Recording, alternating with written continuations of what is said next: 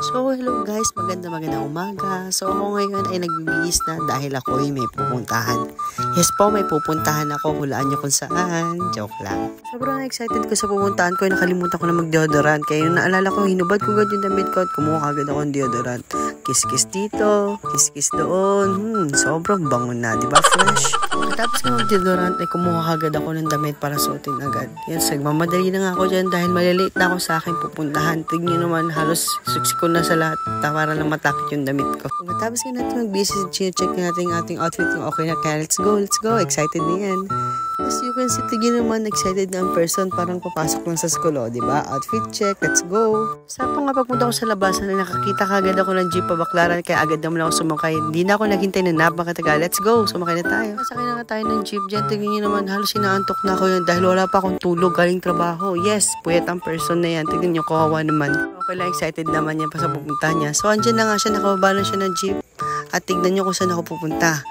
Papunta akong terminal. Yes, papunta akong terminal.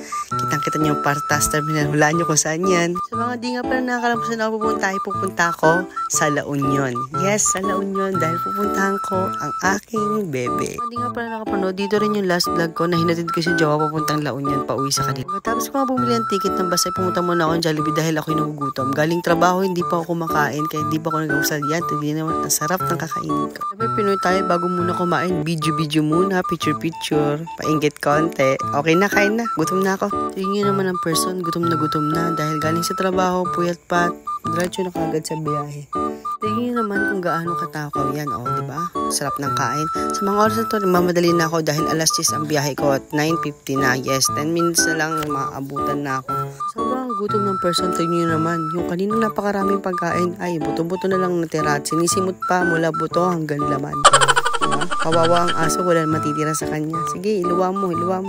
By the way, hindi pala ako ganyan kumain ng mapakabilis ha. Bago lang kumain, naka-timelapse lang po yan. Pati gravy, sinisimot pa. Wala talagang tira, kawawa ang aso. Pati nga tubig, hindi na pinalampas. Tingnan naman, pagkatapos ng tubig, uminom ka agad ng iced tea. Sige, ubusin mo yan, ubusin mo. Dahil nga sa katakawan mo, tignan mo naman, basura na tira sa plato mo, nag-offer ka pa. Ubusin mo yan. Yan nga rin papala sa'yo. Ice please. So pagkatapos ko nga kumain, ay pumunta lang agad ako ng bus kasi sabi paalis na daw, 5 minutes na lang daw. Excited na nga ako dyan makapunta sa aking bebe. Tingin naman, tinutulak na yung pintuan. Yan nga pala yung sasakay kong bus Partas Terminal. Dyan sa Partas Terminal. Napakaganda nga pala ng bus nila.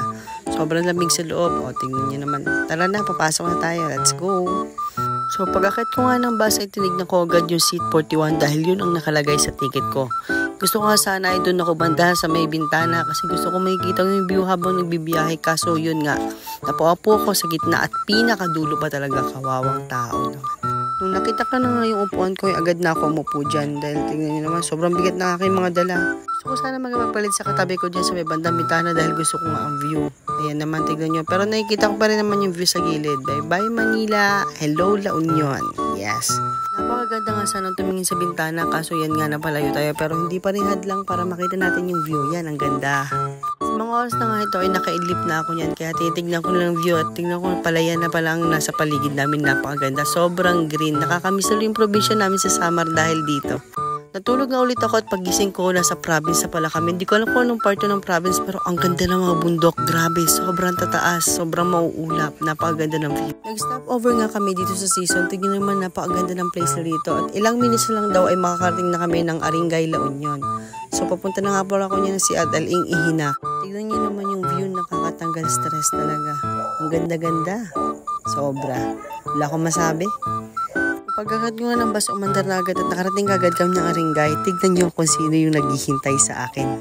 Mission field nga pala tayo sa pag-surprise sa kanya dahil inaabangan niya tayo. Nalaman niya daw pala na papunta na ako doon sa kanila. Buti na nga pala guys, sinundo ako ni Jowa dyan dahil malayo pa pala papunta sa kanila pagbaba ng bus. Namiss niya daw ako sobra.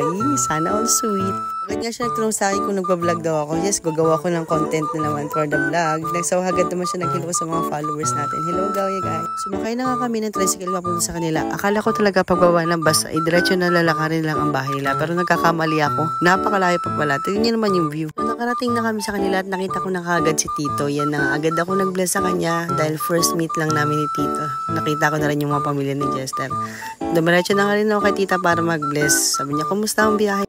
Ito tita, pag pagod. Kaya ang ganda pala na dito sa kanila. Oh. May mga baka, palayan, ang haliwalas ng hangin. Sobrang ganda. Nadaanan nga namin napakalaking kalabaw na to. Natatakot nga ako dito lumawit kasi baka sungayin ako. Pero takot pala to sa tao. Grabe, nakakatawan. Laki-laki. Agad niya nga ako sinama doon sa tambayan na gustong-gusto niya kapag nandito siya sa kanila. Napakaganda to spot doon, matutuwa ako. Totoo nga sinabi ni Bebe na napakaganda dito. Tingnan naman, ang ganda ng bundok, ang ganda ng view, maliwalas ang hangin, puro palayan na may kita mo. Preskong ang hangin talaga dito. So, moment namin ito. Hanggang dito na lang guys. Thank you sa panonood ng video. Bye-bye. Thank you. Children play and no more than a game. Till I met you, I never knew what love was. Till I met you, this feeling seems to grow more every day. I love you more.